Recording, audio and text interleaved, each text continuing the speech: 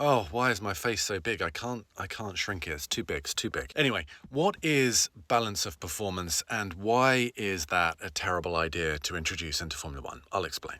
So back in 2006 in sports car racing, they introduced this regulation into that series, and it's basically about equalizing the performance of the cars so there's more on-track action. So they can do that a number of ways. They can affect the weight, they can affect the aero, they can affect the engine performance.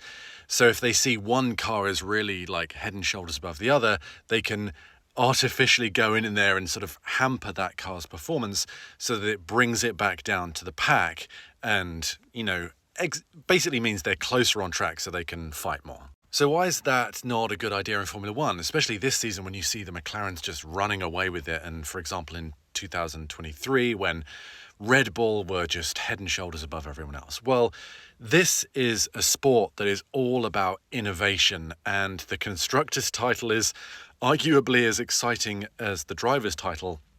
And so developing the car and having the incentive to make the fastest, best handling car is all part of the thing. So if you artificially regulate that down so that everyone's just the same, well, what's the incentive to improve your car? So whenever a car is super dominant, this gets brought up, but I don't think it's ever really going to apply to Formula One. But what do you think? There are sort of balance of performance regulations in Formula One.